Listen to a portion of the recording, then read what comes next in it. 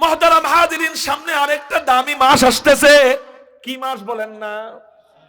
রমজান মাস।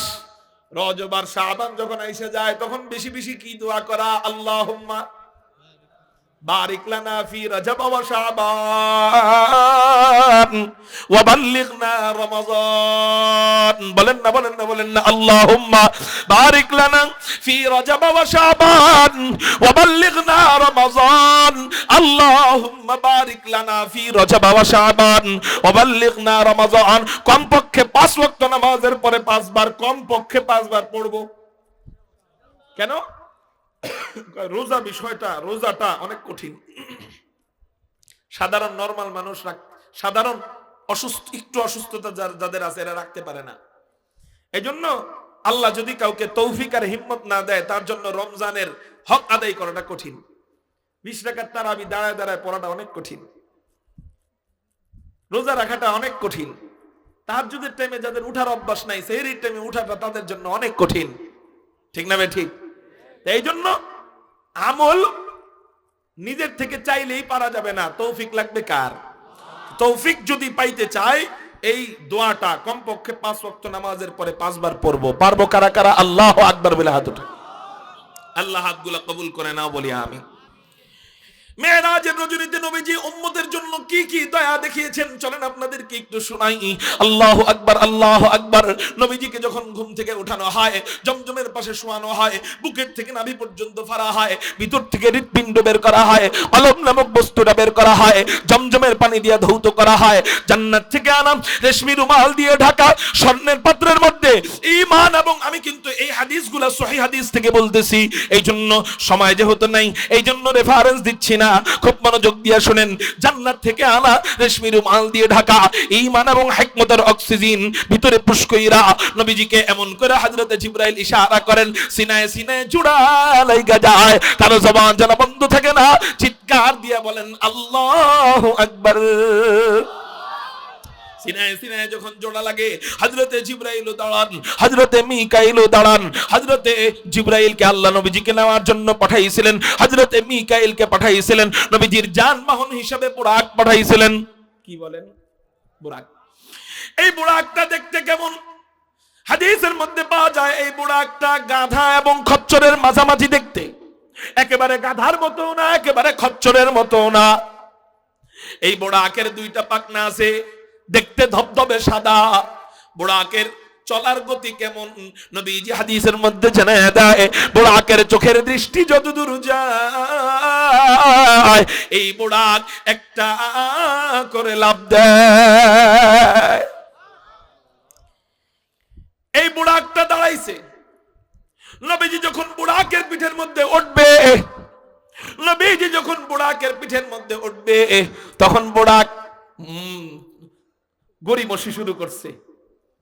নবীজিকে কেমন যেন ভাব, উঠতে দিবে না। কেন নবীজিকে উঠতে দিবে না? কেন? আল্লাহু আকবার। তার আগে বলি, নবীজি যখন বুরাকের পিঠে পা দেয়, আবার পা নামায় ফেলছে। হযরতে জিবরাইল নবীজিকে বলতেছেন, ইয়া রাসূলুল্লাহ, ইয়া হাবিবাল্লাহ, বুরাক কি পছন্দ হয় নাই? আপনার জন্য আল্লাহ বুরাক পাঠাইলেন, আপনি বুরাকের পিঠের মধ্যে চড়তেছেন না কেন, উঠতেছেন না কেন? বুরাক কি পছন্দ হয় নাই? হযরতে জিবরাইলের এই জবাবে নবীজি চোখের পানি ছেড়ে দিয়া বলেন, ওগো ভাই জিবরাইল, এত সুন্দর একটা যানবাহন আল্লাহ আমার জন্য পাঠাইছেন, আমি অনেক খুশি হয়েছি জিবরাইল, আমার অনেক পছন্দ হয়েছে জিবরাইল, কিন্তু আমার একটা প্রশ্ন রয়েছে। কয় কি প্রশ্ন?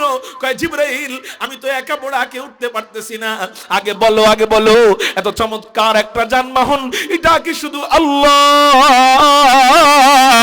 আমার একার জন্যই বানাইছেন? আমার উম্মতের জন্য কি বানায় নাই? আমার উম্মতের জন্য যদি না বানায়, আমি নবী একা একা বুরাকের পিঠের মধ্যে চড়া মজা নিতে পারবো না। আলহামদুলিল্লাহি ওয়া কাফা ওয়া সালামুন আলা ইবাদিহিল্লাযীনা ইসতাফা সাল্লাল্লাহু তাআলা আলাইহি ওয়া আলা আলিহি ওয়া আসহাবিহি ওয়া বারাকা ওয়া সাল্লাম ওয়া বারাকা ওয়া সাল্লামা তাসলিমান كثيرا كثيرا. أما بعد فأعوذ بالله من الشيطان الرجيم. بسم الله الرحمن الرحيم.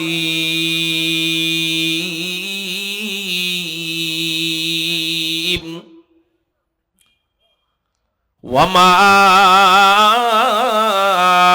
أرسلناك إلا رحمة للعالمين.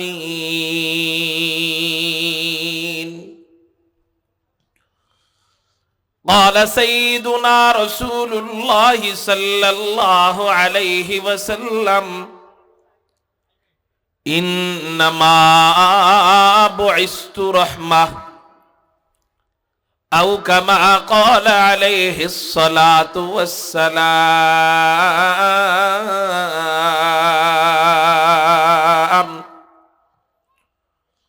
صدق الله مولانا العظيم، وصدق رسوله النبي الأمي الكريم، ونحن على ذلك لمن الشاهدين والشاكرين والذاكرين، والحمد لله رب العالمين. সকলেই দুরূদ ইব্রাহিম পড়ি। আল্লাহুম্মা সাল্লি আলা মুহাম্মদ। مقصد ہو اگر تربیت لعل بدخشا، مقصد ہو اگر تربیت لعل بدخشا، بے سود ہیں پھٹکے ہوئے خورشید کا پرتاؤ،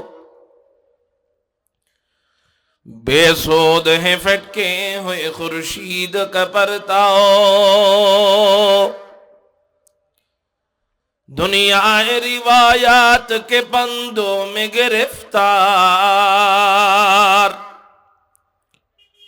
دنیا روایات کے پندوں میں گرفتار، کیا مدرسہ والوں کی تگوداؤں،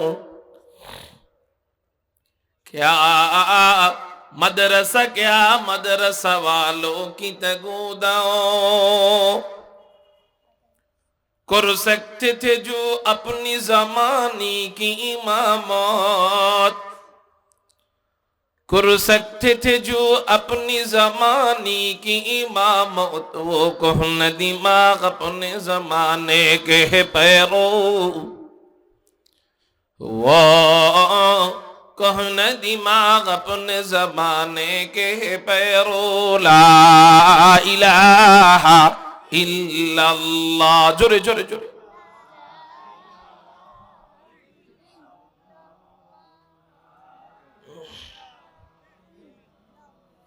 لا الہ الا اللہ.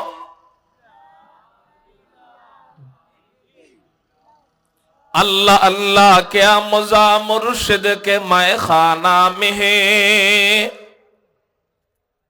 اللہ اللہ کیا مزہ مرشد کے مے خانہ میں ہے، دونوں عالم کی حقیقت ایک پیمانے میں ہے. لا الہ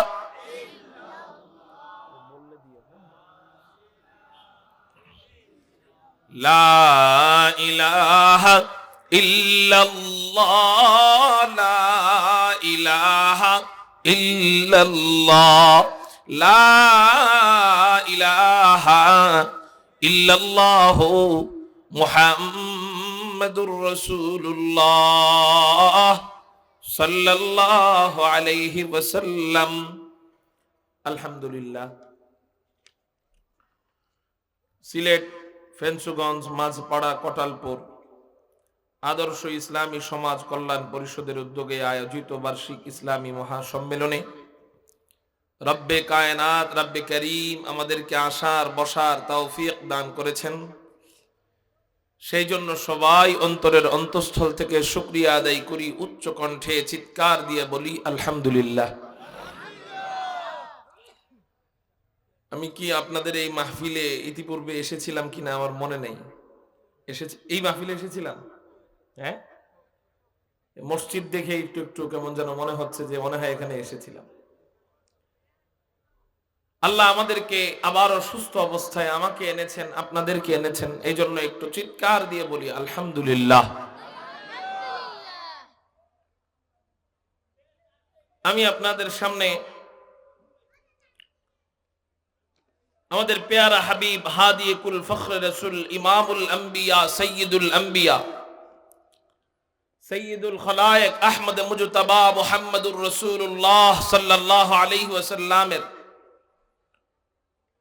শানে আল্লাহ পাক রব্বুল আলামিন যে আয়াতটি কুরআনুল কারীমে নাজিল করেছেন, সেই আয়াতটি আপনাদের সামনে আমি তেলাওয়াত করেছি। ইনশাআল্লাহুল আজিজ এই আয়াতের উপর কিছুক্ষণ সময় আলোচনা করব। আল্লাহ আমাদেরকে সবাইকে এই আলোচনার উপর আমল করবার তৌফিক দান করেন, সকলেই বলি আমিন। মুহতারাম হাজিরিন, আল্লাহ বলেন ওয়ামা আরসালনাকা ইল্লা রাহমাতাল লিল আলামিন। হে রাসূল, আমি আপনাকে গোটা জগতের জন্য রহমত স্বরূপ প্রেরণ করেছি। চিৎকার দিয়ে বলেন সুবহানাল্লাহ। আমার নবী গোটা জগতের জন্য রহমত, গোটা জগৎবাসীর জন্য রহমত।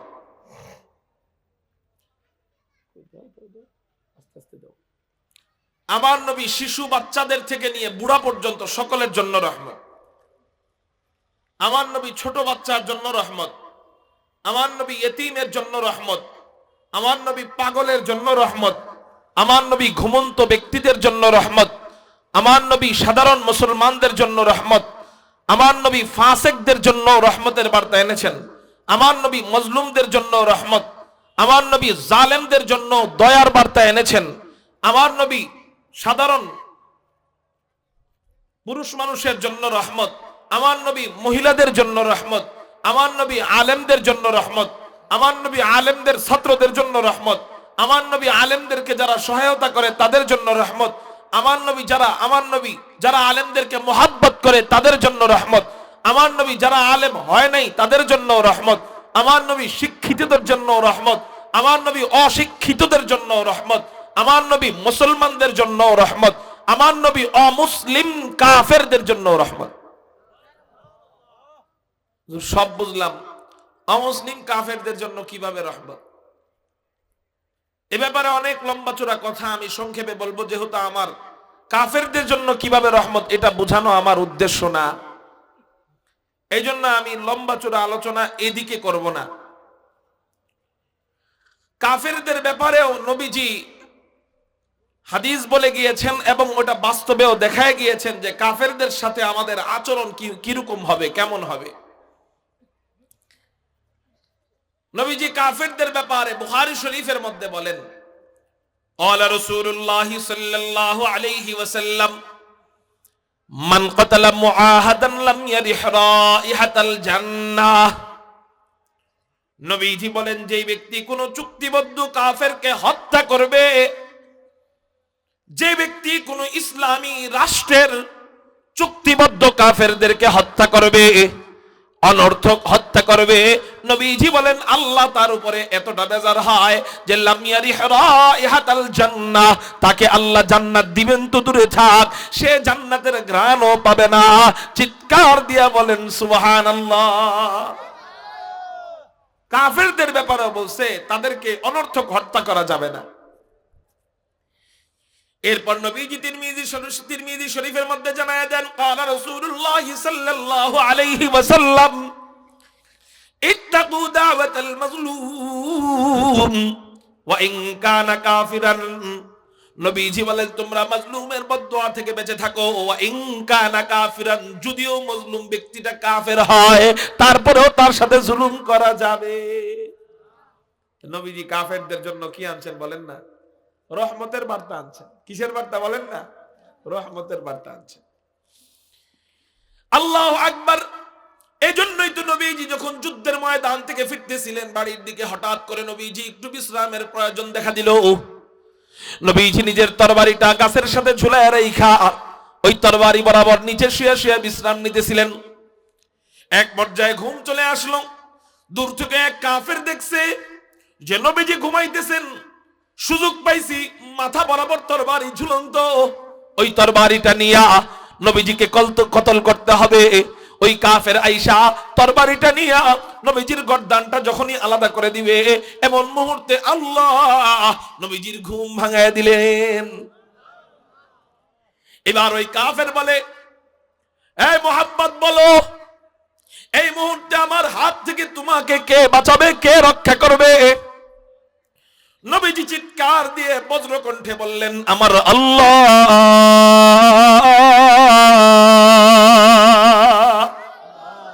আপনারা কি একটু বজ্র কণ্ঠে বলতে পারেন না? চিৎকার দিয়ে বলেন না আল্লাহু আকবার?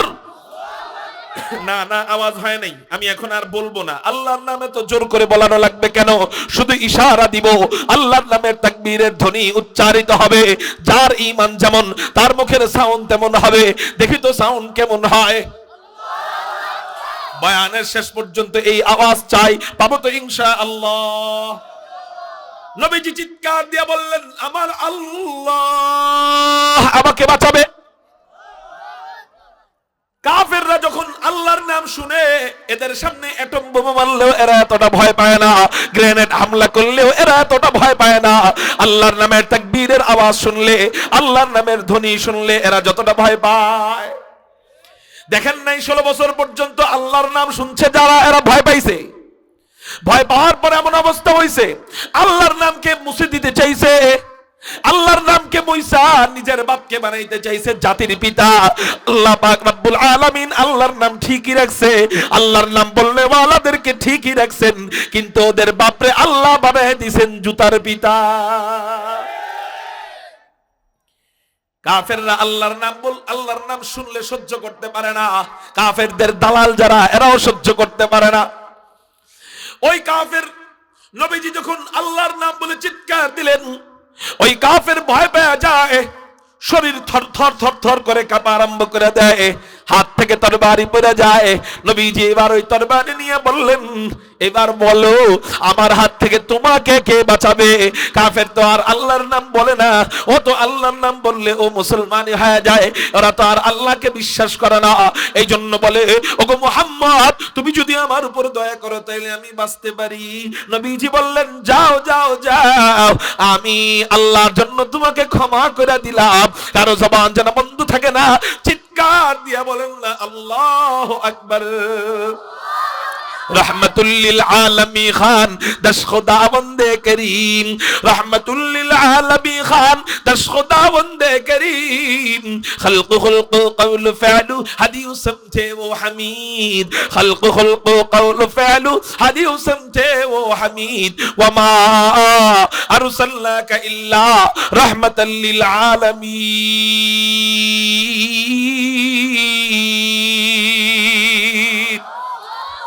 জানের দুশমনকে হাতের কাছে পাওয়ার পরেও দয়া দেখায়। কিসের দুশমন? আপনি পেলে কি করতেন বলেন? আপনার কথা বাদ, আমি পেলে কি করতাম? মাইরে ফেলাইতাম নগদ, কোনো দেরি করতাম না, কেস মামলা পর্যন্ত যাইবো কি, মাইরে ফেলাইতাম। কিন্তু নবীজি শুধু মুসলমানদের জন্যই রহমত নয়, নবীজি অমুসলিমদের জন্য রহমত। আমার নবী রহমত দেখায় গেছেন, দয়া দেখায় গেছেন, শান্তি কিভাবে সমাজে প্রতিষ্ঠিত করতে হয় এটা দেখায় গেছেন। মুহতারাম হাজিরিন, ওই কাফের নবীজির আখলাক দেখা, নবীজির খুলুকে আযীম দেখা আল্লাহ নবীজিকে খুলুকে আযীম দান করেছিলেন।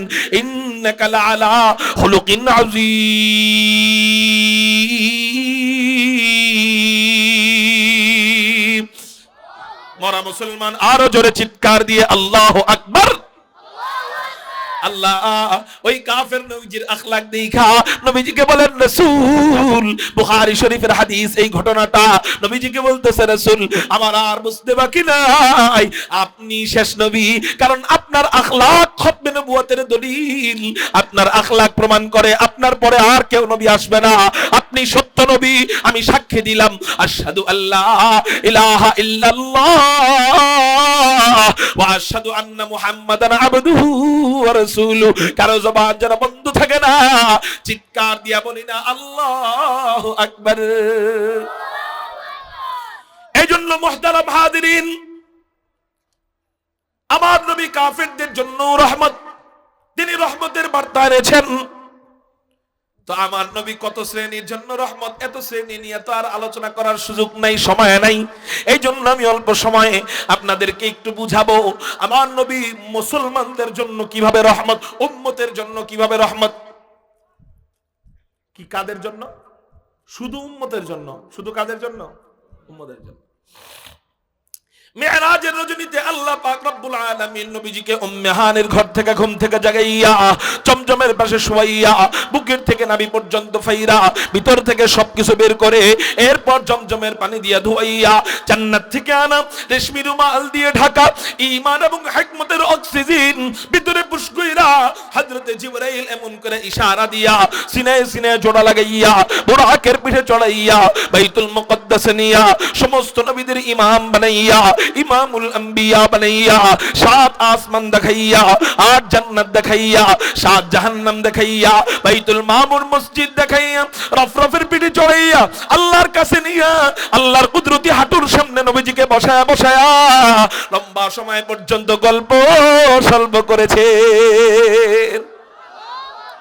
এই তো গেল মেরাজের মাস। কিসের মাস গেল? আল্লাহু আকবার। এই জন্যই তো রজব মাস আল্লাহর কাছে দামি। মুহতারাম হাজিরিন, সামনে আরেকটা দামি মাস আসতেছে। কি মাস বলেন না? রমজান মাস। রজব আর শাবান যখন এসে যায় তখন বেশি বেশি কি দোয়া করা? আল্লাহুম্মা বারিক লানা ফি রজব ওয়া শাবান ওয়া বাল্লিগনা রমাযান। বলেন না বলেন না বলেন না। আল্লাহুম্মা বারিক লানা ফি রজব ওয়া শাবান ওয়া বাল্লিগনা রমাযান। আল্লাহুম্মা বারিক লানা ফি রজব ওয়া শাবান ওয়া বাল্লিগনা রমাযান। কমপক্ষে 5 ওয়াক্ত নামাজের পরে 5 বার, কমপক্ষে 5 বার পড়ব। কেন? রোজা বিষয়টা, রোজাটা অনেক কঠিন। সাধারণ নরমাল মানুষরা, সাধারণ অসুস্থ, একটু অসুস্থতা যাদের আছে এরা রাখতে পারে না। এজন্য আল্লাহ যদি কাউকে তৌফিক আর হিম্মত না দেয় তার জন্য রমজানের হক আদায় করাটা কঠিন। 20 রাকাত তারাবি দাঁড়ায় দাঁড়ায় পড়াটা অনেক কঠিন। রোজা রাখাটা অনেক কঠিন। তাহাজ্জুদের টাইমে যাদের উঠার অভ্যাস নাই, সেহরির টাইমে উঠাটা তাদের জন্য অনেক কঠিন। ঠিক না ভাই? ঠিক। এই জন্য আমল নিজের থেকে চাইলেই পারা যাবে না, তৌফিক লাগবে কার? তৌফিক যদি পাইতে চাই এই দোয়াটা কমপক্ষে 5 ওয়াক্ত নামাজের পরে 5 বার পড়বো। পারবো কারা কারা? আল্লাহু আকবার বলে হাত উঠা। আল্লাহ হাতগুলো কবুল করে নাও বলি আমি। মেরাজের রজনীতে নবীজি উম্মতের জন্য কি কি দয়া দেখিয়েছেন চলেন আপনাদেরকে একটু শোনাই। আল্লাহু আকবার, আল্লাহু আকবার। নবীজিকে যখন ঘুম থেকে উঠানো হয়, জমজমের পাশে শোয়ানো হয়, বুকের থেকে নাভি পর্যন্ত ফাড়া হয়, ভিতর থেকে হৃৎপিণ্ড বের করা হয়, কলব নামক বস্তুটা বের করা হয়, জমজমের পানি দিয়ে ধৌত করা হয়, জান্নাত থেকে আনা রেশমি রুমাল দিয়ে ঢাকা স্বর্ণের পাত্রের মধ্যে ঈমান। এবং আমি কিন্তু এই হাদিসগুলো সহিহ হাদিস থেকে বলতেছি, এই জন্য সময় যেহেতু নাই এই জন্য রেফারেন্স দিচ্ছি না। খুব মনোযোগ দিয়ে শুনেন। জান্নাত থেকে আনা রেশমি রুমাল দিয়ে ঢাকা ঈমান এবং হিকমতের অক্সিজেন ভিতরে পুশ কইরা নবীজিকে এমন করে হযরতে জিবরাইল ইশারা করেন, সিনায় সিনায় জোড়া লাইগা যায়। কারো জবান যেন বন্ধ থাকে না, চিৎকার দিয়ে বলেন আল্লাহু আকবার। সিনায় সিনায় যখন জোড়া লাগে হযরতে জিবরাইল দাঁড়ান, হযরতে মিকাইল দাঁড়ান। হযরতে জিবরাইলকে আল্লাহ নবীজিকে নেওয়ার জন্য পাঠাইছিলেন, হযরতে মিকাইলকে পাঠাইছিলেন, নবীজির যানবাহন হিসেবে বুরাক পাঠাইছিলেন। কি বলেন? বুরাক। এই বুরাকটা দেখতে কেমন? হাদিসের মধ্যে পাওয়া যায় এই বুরাকটা গাধা এবং খচ্চরের মাঝামাঝি দেখতে। একেবারে গাধার মতো না, একেবারে খচ্চরের মতো না। এই বুরাকের 2টা পাখনা আছে, দেখতে ধবধবে সাদা। বুরাকের চলার গতি কেমন নবীজি হাদিসের মধ্যে জানায় দেয়, বুরাকের চোখের দৃষ্টি যতদূর যায় হয় এই বুড়াক একটা করে লাফ দেয়। এই বুড়াকটা দাঁড়াইছে, নবীজি যখন বুড়াকের পিঠের মধ্যে উঠবে, নবীজি যখন বুড়াকের পিঠের মধ্যে উঠবে, তখন বুড়াক গড়িমসি শুরু করছে। নবীজিকে কেমন যেন ভাব, উঠতে দিবে না। কেন নবীজিকে উঠতে দিবে না কেন? আল্লাহ আকবার। তার আগে বলি, নবীজি যখন বুড়াকের পিঠে পা দেয়, আবার পা নামায় ফেলছে। হযরতে জিবরাইল নবীজিকে বলতেছেন, ইয়া রাসূলুল্লাহ, ইয়া হাবিবাল্লাহ, বুড়াক কি পছন্দ হয় নাই? আপনার জন্য আল্লাহ বুড়াক পাঠাইলেন, আপনি বুড়াকের পিঠের মধ্যে চড়তেছেন না কেন, উঠতেছেন না কেন? বুড়াক কি পছন্দ হয় নাই? হযরতে জিবরাইলের এই জবাবে নবীজি চোখের পানি ছেড়ে দিয়া বলেন, ওগো ভাই জিবরাইল, এত সুন্দর একটা যানবাহন আল্লাহ আমার জন্য পাঠাইছেন, আমি অনেক খুশি হয়েছি জিবরাইল, আমার অনেক পছন্দ হয়েছে জিবরাইল, কিন্তু আমার একটা প্রশ্ন রয়েছে। কয় কি প্রশ্ন? কয় জিবরাইল, আমি তো একা বুড়াকে উঠতে পারতেছি না, আগে বলো, আগে বলো, এত চমৎকার একটা যানবাহন, এটা কি শুধু আল্লাহ আমার একার জন্যই বানাইছেন? আমার উম্মতের জন্য কি বানায় নাই?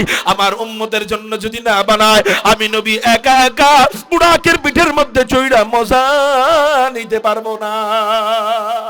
আমি নবী একা একা বুড়াকের পিঠে চইড়া মজা নিব, আর আমার উম্মতকে এরকম বুড়াক আল্লাহ দিবে না, এটা আমি খুশি না।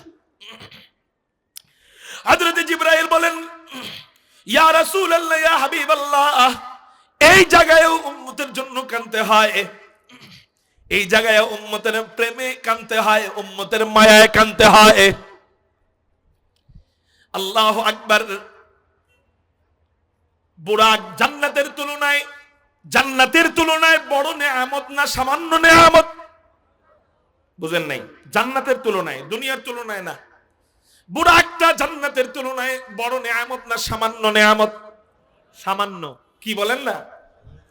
যে জান্নাতে যাবে সে এমনিই বুড়াক পাবে, ঠিক না বেঠিক? তারপরেও সামান্য নেয়ামত নবীজি ছাড় দেয় নাই। একটু উদাহরণ দিলে বুঝবেন। আপনি একজনের কাছে 1 কোটি টাকা পান, আর একজনের কাছে 10 টাকা পান। কয় টাকা? আরেকজনের কাছে 1 কোটি টাকা যার কাছে পান, সেও আপনার বাড়িতে আসলো, 10 টাকা যার কাছে পান সেও আসলো। আয়েশা 10 টাকা যার কাছে পান, সে আপনার আব্বারে কইতেছে, চাচা যান, আপনার সন্তান আমার কাছে 10 টাকা পায়, বলেন না একটু মাফ করে দিতে। আপনার আব্বাই কইতেছেন, না, আমার পোলার টাকা না, আমার সন্তানের টাকা, কম হোক তাও মাফ নাই, এটা দেওয়ান লাগবেই। 10 টাকা মাফ করে নাই। একটু পরে ওই 1 কোটি টাকা যার কাছে পান, সে আইসা বলতেছে, চাচা কোন না আপনার পোলারে আমারে 1 কোটি টাকা মাফ করে দিতে। কোন তো যে বাপ, যে চাচা সন্তানের জন্য 10 টাকা ছাড় দেয় নাই, সেই চাচা 1 কোটি টাকা ছেড়ে দিবে? যেই নবীজি একটা বুড়াককে ছাড়ে না, যেই নবীজি একটা বুড়াককে উম্মতের মায়ায় ছাড়ে না, যে আগে বলো আমার উম্মতের জন্য বুড়াক আছে কিনা, যদি না থাকে আমি একা উঠবো না। আপনার কি মনে হয় সেই নবীজি হাসরের ময়দানে উম্মতের মায়ায় জান্নাতকে না ছাইড়া দিয়া উম্মতকে রাইখা, যেই নবীজি বুড়াককে ছাড় দেয় না, অর্থাৎ 10 টাকার মতো জিনিস জান্নাতের তুলনায় এটাকে ছাড় দেয় না, সেই নবী 1 কোটি টাকার চেয়ে উপরে, অর্থাৎ জান্নাতকে এমনিই ছেড়ে দিবে যে আচ্ছা আল্লাহ ঠিক আছে, আমার উম্মতের জান্নাত দেওয়ার দরকার নেই, আমি একাই যাইগা। বুঝেন নাই? ছাড় দিবে। যেই নবীজি বুড়াকরে ছাড়ে না উম্মতের জন্য, সেই নবীজি জান্নাত ছেড়ে দিবে উম্মতের জন্য। তাহলে আমাদের কি করণীয়? আমাদের নবীর জন্য একটু প্রেম নিয়ে যেতে হবে। কি নিয়ে যেতে হবে কন্যা? প্রেম, একটু ভালোবাসা নিয়ে যেতে হবে। নবীজির জন্য যদি একটু ভালোবাসা নিয়ে যায়, কি হবে? কি হবে? নবীজিকে একটু মোহাব্বত দেখাইলে কি হয়, নবীজিকে একটু ভালোবাসা দেখাইলে কি হয়? চলেন না একটু বুখারী শরীফের একটা হাদিস থেকে আমরা একটু বুঝার চেষ্টা করি। নবীজি একটা মরা খেজুর গাছে হেলান দিয়ে খুতবা দিতেন, চিৎকার দিয়ে বলেন, না, খেজুর গাছটা মরা না যেটা, আওয়াজ হয় নাই, আরো জোরে বলেন, খেজুর গাছটা মরা না যেতা। নবীজি মরা খেজুর গাছে হেলান দিয়া খুতবা দিতেন। একবার এক মহিলা এসে বলল, ইয়া রাসূলুল্লাহ, ইয়া হাবিবাল্লাহ, আপনি যদি অনুমতি দেন, আপনার জন্য আমি একটা কাঠের মিম্বার বানাইছি, আমি আপনাকে এটা হাদিয়া দিতে চাই। নবীজি বললেন, তাহলে বানাও, আমার জন্য হাদিয়া নিয়ে আসো। এবার কাঠের মিম্বার যখন মসজিদে নববীতে আনা হয়, নবীজি মরা খেজুর গাছ রাইখা মিম্বরে উঠে যখন খুতবা দেওয়া আরম্ভ করেন, এই ঘটনাটা, এই দৃশ্যটা ওই মরা খেজুর গাছ আর সহ্য করতে পারে না। ওই মরা খেজুর গাছটা শিশু বাচ্চার মতো হাউমাউ করে কান্না আরম্ভ করে দিছে। মরা খেজুর গাছ কথা কয় কেমনে? মরা খেজুর গাছের আবার জবান আসলো কই থেকে? আল্লাহ, ইউসাব্বিহু লিল্লাহি মা ফিস সামাওয়াতি ওয়া মা ফিল আরদ। মরা খেজুর গাছের যে জান আছে, রূহ আছে, এটার দলিল কোরআনে পাওয়া যায় কেমনে? ইউসাব্বিহু লিল্লাহি মা ফিস সামাওয়াতি ওয়া মা ফিল আরদ। আল্লাহ বলেন, আসমান এবং জমিনের মাঝখানে যা যা যা কিছু আছে সবকিছু আল্লাহ পাকের তাসবিহ জপে। এবার আপনারা বলেন, আসমান জমিনের মাঝখানে যা কিছু আছে সবকিছু আল্লাহ পাকের তাসবিহ কেমনে জপে? রূহ থাকলে জপে না না থাকলে জপে? হ্যাঁ হ্যাঁ, রূহ থাকলে জপে না না থাকলে জপে? সবকিছুরই রূহ আছে, কোনোটা বুঝি কোনোটা বুঝি না। আগে আবার মাথায় ধরতো না গাছের রূহ আবার কেমনে আছে, ছোট সময় গাছের আবার রূহ কেমনে থাকে। কিন্তু যখন লজ্জাপতি গাছের কাছে গেলাম, লজ্জাপতি গাছ বলি আপনারা কি বলেন? আচ্ছা, লজ্জাপতি গাছের টোকা দিলাম, নতুন ভোর মতো লজ্জাপতি ঘুমটা দেয়, ঠিক না বেঠি? আল্লাহু আকবার, আল্লাহু আকবার। তার মানে বুঝা গেল গাছের জান আছে, গাছের রূহ আছে। গাছ আমাদের থাপ্পড় বুঝে, গাছ আমাদের টোকা বুঝে, গাছ আমাদের ভাষাটা না বুঝলেও আমাদের আওয়াজ শোনে, ঠিক না বেঠি?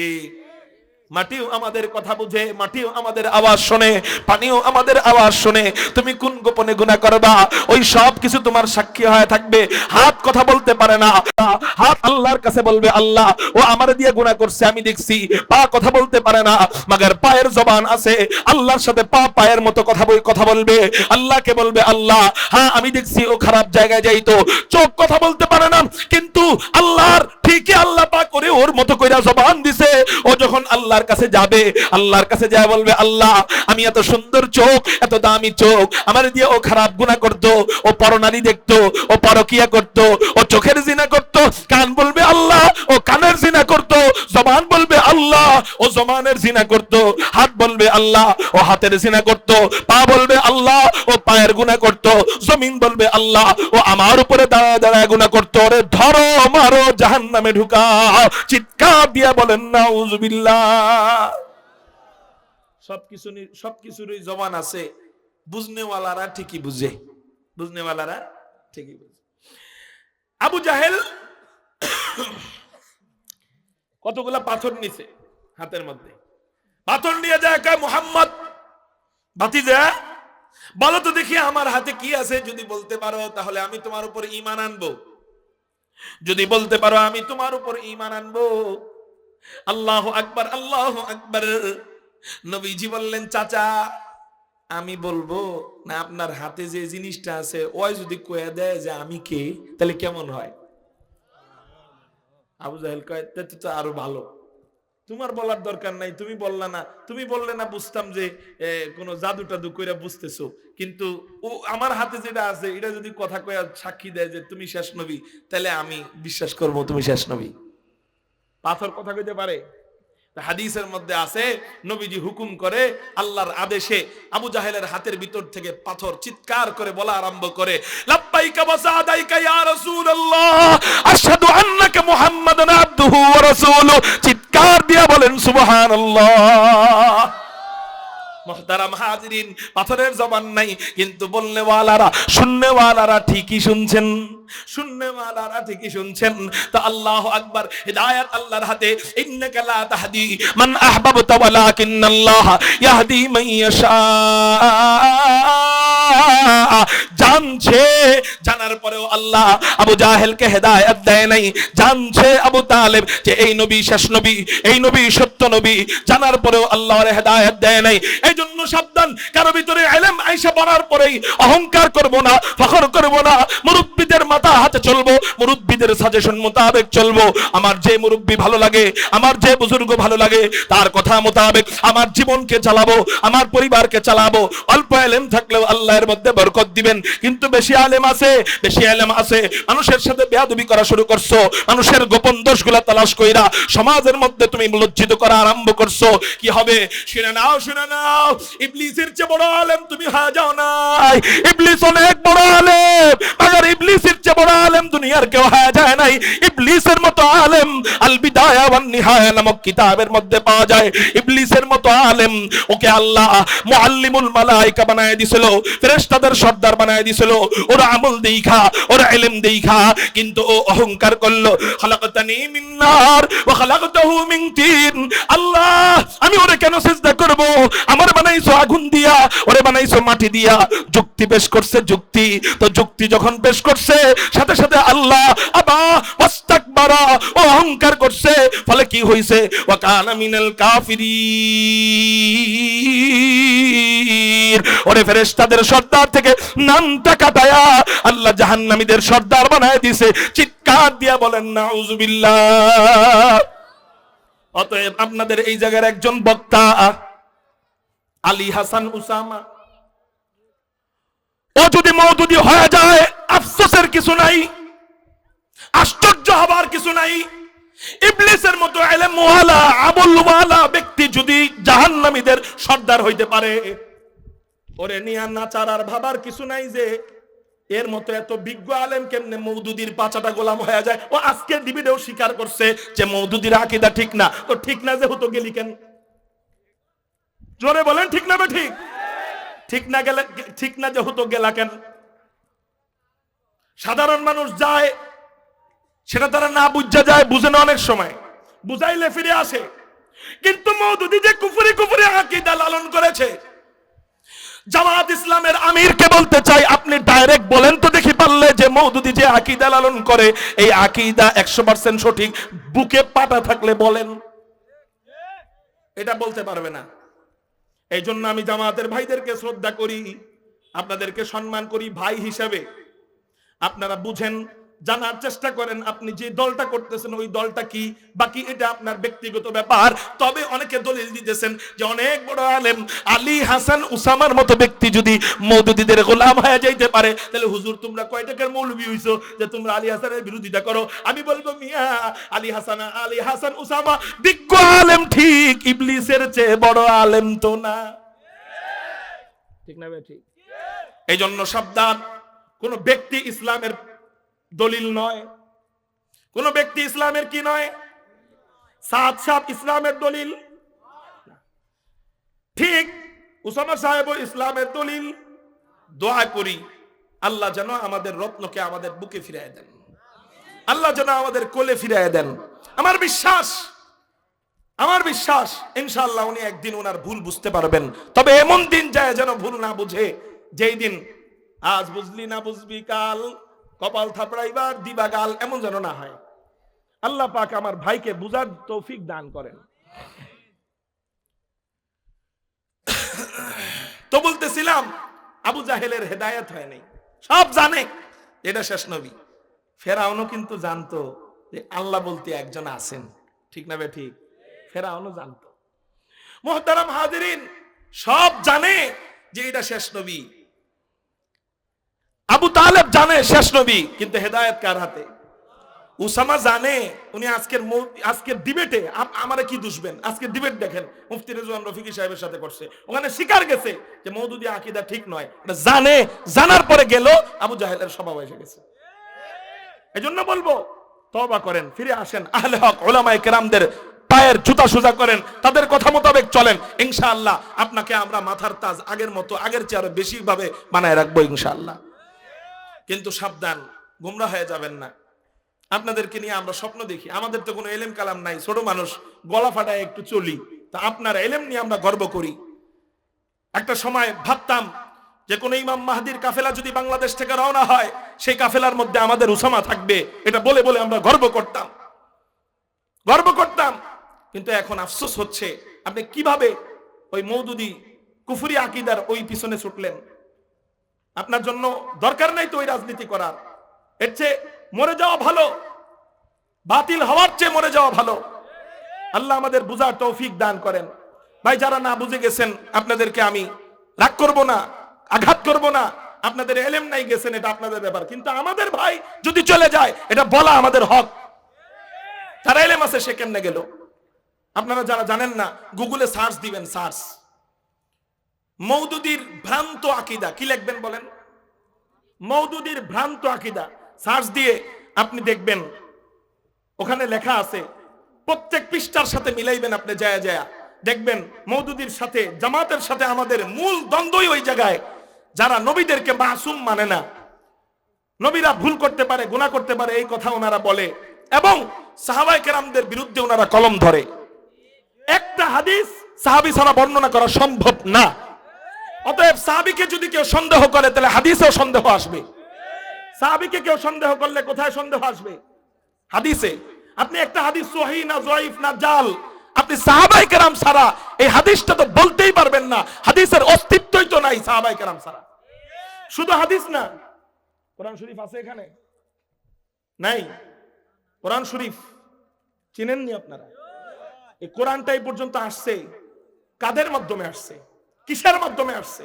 কম্পিউটার কয়দিন ধরে হয়েছে? এই কোরআন আসছে নবীজির পর থেকে এই পর্যন্ত সাহাবায়ে কেরামদের লিপিবদ্ধর দ্বারা। নবীজি কোরআন লেখছে, নবীজি কোরআন লিখে রাখছে। নবীজিকে আল্লাহ পাক লেখার যোগ্যতাটা দেন নাই বলে নবীজিকে উপাধি দিবেন উম্মি নবী। কি নবী? উম্মি নবী। কারণ নবীজির জন্য লেখার যোগ্যতাটা নাই বলেই এটা নবীজির মুজিজা। লেখা যদি উনি জানতেন, তাহলে মানুষ বলতো এ তো শিক্ষিত, এই জন্য এরকম কোরআন বানাইছে। কিন্তু আল্লাহ নবীজিকে ছোট্ট সময়ের থেকে লেখা থেকে দূরে রাখছেন। এই জন্য নবীজি কোরআন তেলাওয়াত করতেন, সাহাবায়ে কেরাম ওই কোরআন তেলাওয়াত শুনতেন, শোনার পরে মুখস্থ করতেন, হেফাজত করতেন, লিখে রাখতেন।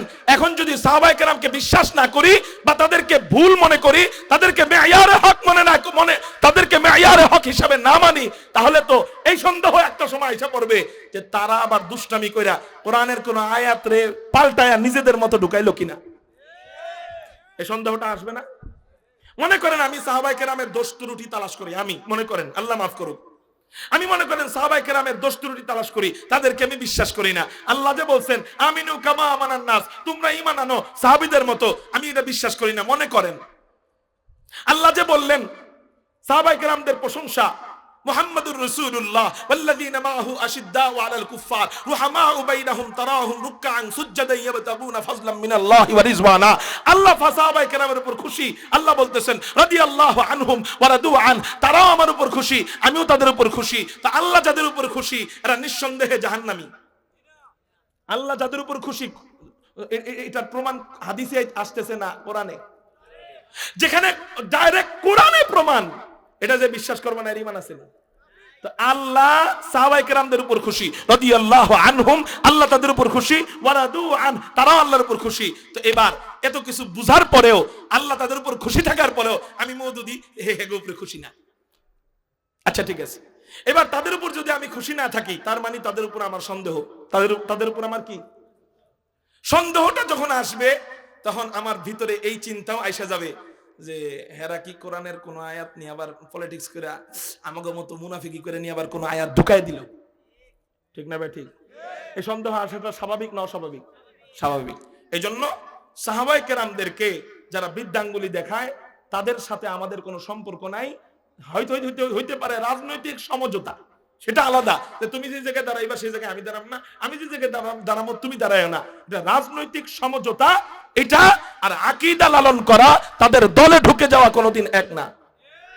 এই জন্য আমি অনুরোধ করব, ভাই আপনি দেখেন, স্টাডি করেন, জানেন তাদের আকীদা সম্পর্কে। জানলে অন্তত জানা থাকলে গর্তে পাড়া দিতে যাবেন না। ঠিক না ভাই? ঠিক। আল্লাহ আমার ভাইকে বুঝ দান করেন, বুঝার তৌফিক দান করেন, আমিন। মুহতারাম হাজিরিন, আমার সময় ছিল 10টা পর্যন্ত, সময় শেষ। আমি অল্প সময় আমার কথা বলে আমার বয়ান গুছিয়ে ফেলতেছি। মুহতারাম হাজরিন, তো আমরা যেই প্রাণীকে বা যেই বস্তুকে, যেই জড় পদার্থ বস্তুকে মনে করি ও কথা বলতে পারে না, কিন্তু ওরও জান আছে, ওরও রূহ আছে, ঠিক না বে ঠিক? ও আল্লাহ পাকের জিকির করে, কোরআনের এই আয়াত প্রমাণ করে, কোরআনের এই আয়াতের দাবি যে ও আল্লাহ পাকের জিকির করে। তার মানে বোঝা গেল এই মরা খেজুর গাছ, এই মরা খেজুর গাছ আল্লাহ পাকের জিকির করে, এই মরা খেজুর গাছ আল্লাহর সাথে কথা বলে। মুহাদ্দিসিনে কেরাম ব্যাখ্যা করেন, এই বড় খেজুর গাছ আল্লাহর কাছে দোয়া করলেন, ও মাওলানা কারীম আল্লাহ, নবীজি আমার পিঠে হেলান দিয়ে খুতবা দিতেন, আমি নিজেকে নিয়ে গর্ববোধ করতাম। আজকে নবীজি মিম্বার পায়া আমাকে রেখে দূরে সরে গেলেন। ও মাওলানা কারীম আল্লাহ, নবীজি যেখানে চলে গেছে সেখান থেকে আমার কাছে টাইনা আনার সাধ্য তো আমার নাই, সামর্থ্য তো আমার নাই, কারণ তোমার রাসূলের যেই চাওয়া সেই চাওয়ার বিপরীত তো তুমিই করো না, আমি কেমনে করব? ও মাওলানা কারীম, অতএব আমি নবীজিকে আমার কাছে আনতে চাই না, তবে আল্লাহ আমি যে রাসূলকে ভালোবাসি, রাসূলকে যে মহব্বত করছি, এই মহব্বতটা যদি একটু বুঝাইতে চাই, এতটুকু কি আমার অধিকার নাই? কে বলতেছে? কারে? আল্লাহ নবীজিকে আমি আনতে যাব না, কারণ নবীজি যেখানে গেছেন সেই জায়গার বিরুদ্ধাচরণ আমি করতে পারবো না, কিন্তু আমি যে নবীজির ভালোবাসছি, ভালোবাসাটা বোঝানোর মতো অধিকারটুকু কি আমার নাই? আল্লাহ বলেন, কি বুঝাইতে চাস বল? ওই মরা খেজুর গাছ আল্লাহকে বলে, আল্লাহ, ও মাওলানা কারীম আল্লাহ, তুমি আমারে মাফ করে দাও। না, মরা খেজুর গাছ আল্লাহকে বলতেছেন, আল্লাহ তুমি আমার দোয়া কবুল করে নাও। কি দোয়া? কিছুক্ষণের জন্য আমার জবানটা রাসূলের মুহাব্বত বুঝানোর জন্য খুইলা দাও। কালকে বাড়িতে যায় সুবহানাল্লাহ কয়। মুহাদ্দিসিনে কেরাম বলেন, আল্লাহ ওই মরা খেজুর গাছের দোয়া নবীজির উসিলায় কবুল করলেন। আল্লাহ ওর জবান খুইলা দিলেন। জবান খুলে দেওয়ার পর ও হাউমা করে কান্না আরম্ভ করে দেয়। সাহাবায়ে কেরাম দেখতে পায়, শুনতে পায়, মসজিদে নববীর ভিতরে শিশু বাচ্চার মতো কে যেন কাঁদে, ডানে তাকায়, বামে তাকায়, কোনো কান্নার ব্যক্তি খুঁজে পায় না। নবীজি বাম দিকে তাকায় বুঝে ফেলেন মরা খেজুর গাছ নবীজির বিরহ যন্ত্রণায় কাঁদতেছে। নবীজি খুতবা বন্ধ কইরা মরা খেজুর গাছের কাছে যায়, মরা খেজুর গাছকে জড়ে ধরে চুমু দেয় আর সান্ত্বনা দেয় আর বলে, এই মরা খেজুর গাছ, তুই আমার প্রেমে কানলি, তুই আমার মহাব্বতে কানলি, তাই না? আচ্ছা ঠিক আছে, যা যা যা, তুই যে আমার একটু মহাব্বত দেখাইলি, এই জন্য আমি তোর জন্য কি অফার নিয়ে আসলাম জানোসনি? কয় কি অফার? কয় আমি যখন হাসরের ময়দান থেকে জান্নাতে যাব, তুই আমারে একটু মহাব্বত দেখাইলি, কয়েক মুহূর্ত মহাব্বত দেখাইলি, এই জন্য আমি নবী তোরে কখনো ভুলবো না। আমি যখন আমার উম্মতের বিশাল কাফেলা নিয়া জান্নাতের দিকে হাইটা হাইটা যাব, তখন আমি তোরে ভুলবো না। ও মরা খেজুর গাছ, তুই আমারে মহাব্বত দেখাইলি, এই জন্য আমি আল্লাহর কাছে তোর ব্যাপারে সুপারিশ কইরা তোরে আমার সাথে নিয়া জান্নাতে যাব। रहमतुल लिल आलमी खान तशखुदा वंदे करीम वमा अरसलनाका इल्ला रहमतल लिल आलमीन।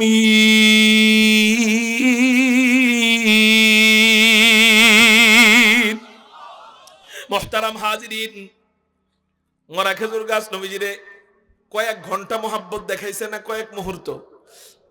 তা আমি যদি নবীজিরে মরণ পর্যন্ত মোহাব্বত দেখাইতে পারি, ও নওজওয়ানরা, ও আশিকে রাসূলুল্লাহ, ও আহলে হক উলামায়ে দেওবন্দের অনুসারীরা, আপনারা যদি নবীজিকে মরণ পর্যন্ত মোহাব্বত দেখাইতে পারেন, কথার কথা দাড়িটা নিয়ে যদি কবরে যাইতে পারেন, আল্লাহু আকবার, হাসরের ময়দানে নবীজির সাথে যখন সাক্ষাৎ হবে, বলেন তো আমরা মরা খেজুর গাছের চেয়ে কম দামি না কোটি গুণ বেশি দামি?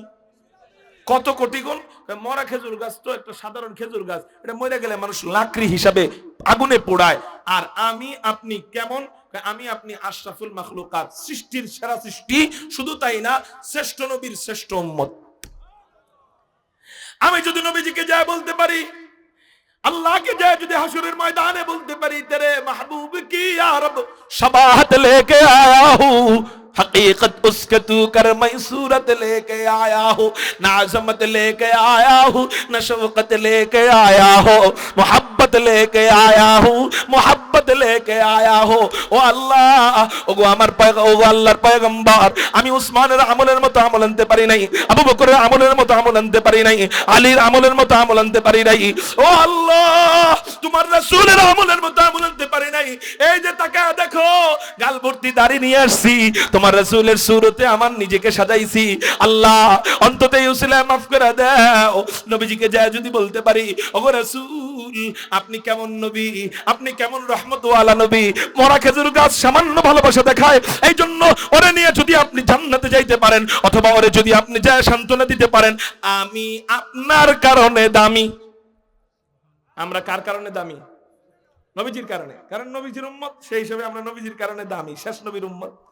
ওগো রাসূল, ও সামান্য ভালোবাসা দেখাইছে, ও উম্মত না, তারপরেও যদি আপনার সাথে জান্নাতে যাইতে পারে, আমি সামান্য নয়, মরণ পর্যন্ত সুন্নতের উপরে চলছি, মরণ পর্যন্ত আমার ফ্যামিলিকে পর্দা করাইছি, মরণ পর্যন্ত 5 ওয়াক্ত নামাজ ঠিকমতো পড়ছি, মরণ পর্যন্ত রোজাটা ঠিকমতো রাখছি, মরণ পর্যন্ত কোনো আলেমরে কষ্ট দেই নাই, মরণ পর্যন্ত কোনো আলেমরে গালি দেই নাই, মরণ পর্যন্ত দাড়িটা রেখেছি, মরণ পর্যন্ত সুদ খাই নাই। ও রাসূল, সামান্য মহব্বত দেখানোর কারণে তোমার উম্মত না, তারপরেও যদি তোমার সাথে ও জান্নাতে থাকতে পারে, আমি মরণ পর্যন্ত ভালোবাসা দেখাইছি। আল্লাহ যদি আমার কিয়ামত পর্যন্ত হায়াত দিত, কিয়ামত পর্যন্ত ভালোবাসা দেখাইতা, তাহলে আমারে ফালায়া আপনি কেমনে জান্নাতে যাবেন?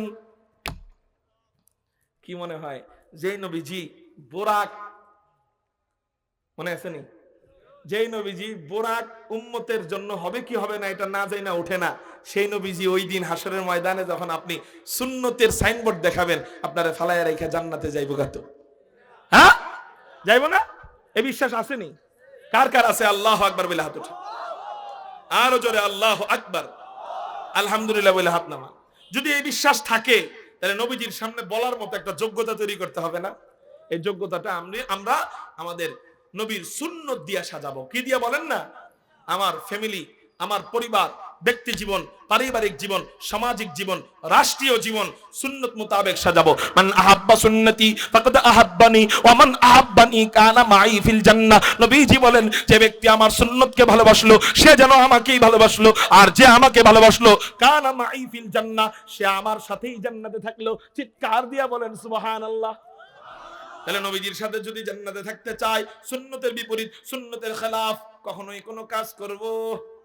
নবীজি বলেন, শুধু আমার সুন্নত মানলেই হবে না, আমার সুন্নতের মধ্যে অন্তর্ভুক্ত আলাইকুম বিসুন্নতি ওয়া সুন্নাতিল খুলাফায়ে রাশিদিন আল মাহদিয়িন। ইবনে মাজাহ শরীফের 41 নম্বর হাদিস, সহিহ হাদিস। আলাইকুম বিসুন্নতি, আমার সুন্নতরেও মানতে হবে, ওয়া সুন্নাতিল খুলাফায়ে রাশিদিন আল মাহদিয়িন, আমার খলিফায়ে রাশিদিন যারা, এদের সুন্নত। যেই 4 খলিফাকে মওদুদি সাহেব গালি দেয়, যেই 4 খলিফার ভুল ধরে, মওদুদি সাহেব যেই 4 খলিফার বিরুদ্ধে কলম ধরে, সেই মওদুদি 4 খলিফার বিরুদ্ধে কলম ধরে, নবীজি বলেন না, কলম ধরবা তো দূরে থাক, আলাইকুম বিসুন্নতি, আমার সুন্নাত মানবা, ও সুন্নাতিল খুলাফায়ে রাশিদিন আল মাহদিয়িন, আমার সুপাত্প্রাপ্ত খলিফায়ে রাশিদিন যারা, 4 খলিফা যারা, ওমর যারা, আবু বকর যে, ওসমান যে, এবং তাদের সাথী সঙ্গীদের সুন্নতকে অনুসরণ করো, তো জান্নাত পাইবা। আল্লাহ আমাদেরকে রাসূলের সুন্নত, সাহাবায়ে কেরামদের সুন্নত মাইনা জান্নাত পাওয়ার তৌফিক দান করেন ইনশাআল্লাহ। আজকে থেকে একজন ব্যক্তিও আর 5 ওয়াক্ত নামাজ কাজা করব না। রাজি আছেন কারা কারা? আল্লাহু আকবার, হাত নামান। এটা হাত উঠাইছেন, এখন দাঁড়াইবেন। আজকে থেকে ইনশাআল্লাহ আর নবীর কলিজায় খুর লাগাবো না, ছুরি আর চালাবো না, ব্লেড চালাবো না, ইনশাআল্লাহ দাড়ি কাটবো না। রাজি আছেন কারা কারা? আল্লাহু আকবার। দাঁড়ায় যান, দাঁড়ায় যান, দাঁড়ায় যান, দাঁড়ায় যান। রাজি আছেন ইনশাআল্লাহ? দাড়ি রাখবেন ইনশাআল্লাহ? আর জীবনে দাড়ি কাটবেন না তো ইনশাআল্লাহ? আগামীতে যদি আসি, দাড়িওয়ালা চেহারা নিয়ে দেখা করতে পারবেন না ইনশাআল্লাহ। আসসালামু আলাইকুম ওয়া রাহমাতুল্লাহি ওয়া বারাকাতুহু। বিসমিল্লাহির রহমানির রহিম। কুরআন হাদিসের আলোকে সত্যের সন্ধান, মাহফিল টিভি, সিলেট।